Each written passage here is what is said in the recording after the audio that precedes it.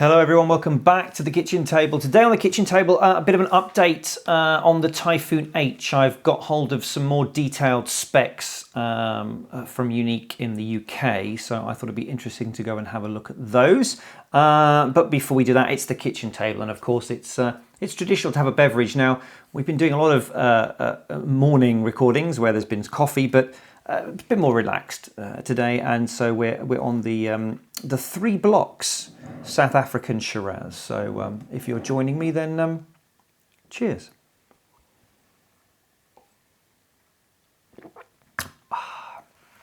Very nice indeed.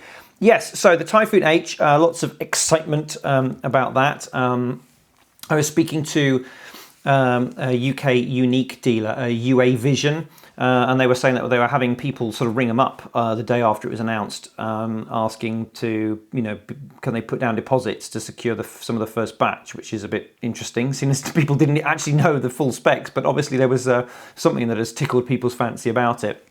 But I've managed to get a bit more of a detailed spec sheet, so I thought we'd have a look at that. So the first thing is you can see that what they're calling their ST16 personal ground station on the right here, the remote control, the transmitter, it's very wide and it looks more like a gamepad. You notice on the bottom left and right underneath the control sticks, you've got what look like D-pads, if you like. Loads and loads of various switch gear and everything. It looks quite an interesting piece of kit. So yeah, that'd be interesting to see how that feels in the hand. I want to see what the weight of that is, but I'm assuming that it's a slightly different format to the Typhoon, their quadcopter, which has the screen kind of below the sticks. Those of you who saw my review of that will have seen that transmitter. This is a slightly different approach, I guess. The other thing, now you can see some sort of feature list there. I also like the way they're saying Intel inside on the on the drone, which is the first time you'll have heard that little jingle next to an aircraft. That's quite cool. So we've got waypoints in the Typhoon H, which were not available in the Yuneec, a full waypoint system, it looks like. They've got this anti-collision, this Intel RealSense anti-collision, which was so ably demonstrated at CES. Orbit mode, point of interest, orbit pilot, open close scene, which I think is some kind of, you're zooming into a selfie. It can fly on 5. If it loses a motor or throws a prop, then you can still fly appropriately on 5. Other things, as you'd expect, dynamic return to home, auto land, air pressure sensor, etc., etc. And just to confirm that it is a no distortion lens as well. But the most interesting thing, let's have a look at some of the specs. So what they're quoting here on the Typhoon is 22 minutes hover time.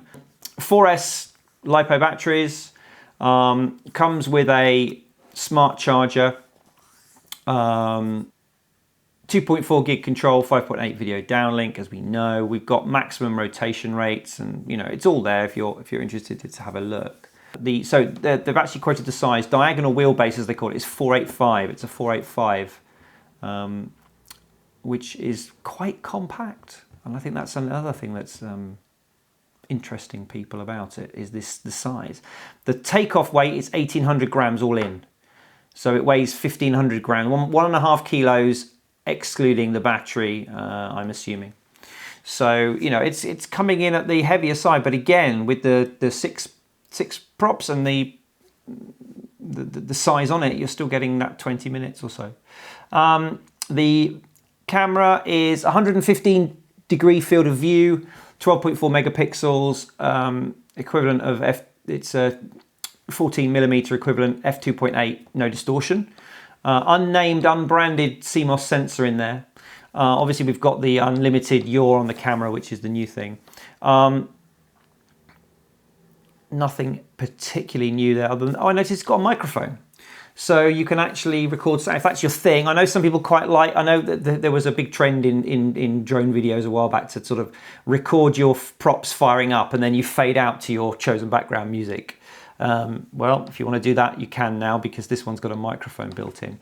It's a 16 channel remote controller, runs on Android, 7-inch screen. They're saying that they're getting a 720p, so they're claiming that their downlink is HD, same as Lightbridge, except of course you're not going to get the Lightbridge distance at all. And in fact, speaking of that, what they're claiming is under CE mode in Europe, you will be able to control this up to 600 meters away. That's just under 2,000 feet.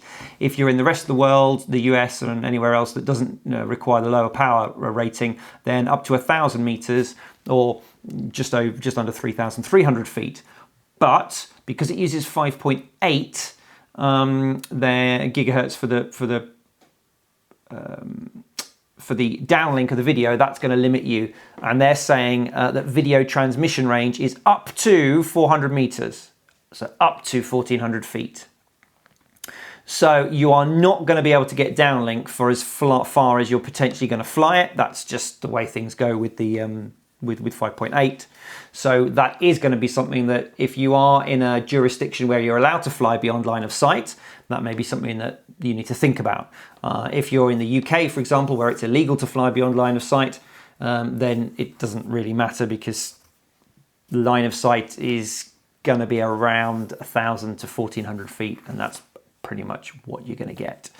The other thing that I wanted to know was what comes in the pack. Yuneec previously with their Typhoon have been quite generous at throwing some things in. So here we've got the actual details of what you get in there. So obviously you get the aircraft, obviously you get its camera, obviously you get the ground station unit, we know that. You do get 2 batteries. They are putting in the pack 2 4S batteries with it. So out of the box you will have a good 40 minutes of filming time, unlike others who give you just the 1 battery and then charge. That's great news. They're giving you a battery charger which includes a 12 volt socket and the 230 volt power cord. So their charger, they are giving you out of the box the ability to charge it on the fly in the car and at home, which is again excellent.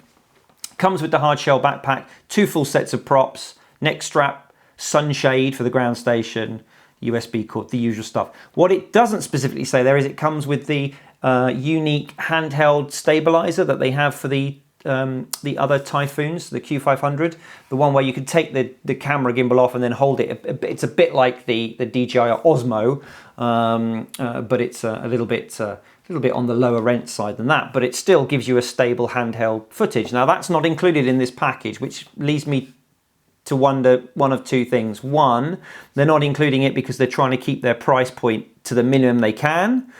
Or 2, they're not including it because their new camera isn't compatible with the old handheld unit and they are going to have to produce a new one which isn't available yet. I don't know. I'm going to try and find out. They also have said here for the UK pricing, this is obviously from Yuneec Europe and in UK, £1,400 approximately, including VAT, is the suggested retail price, available from March. But I'm sort of hopeful that actually that price will drop a little bit in the light of what DJI have just done.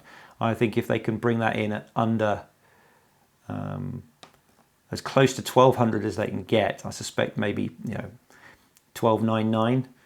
That would be, with the 2 batteries, that's a really good package. So does seem to be a lot of interest and demand in this. So for those of you who were sort of wondering about specs, I hope that's been useful. There we go. Many thanks. As ever, thank you for watching. Thank you for your support. To those who are channel patrons and supporting the channel with a regular little donation, I really appreciate your support.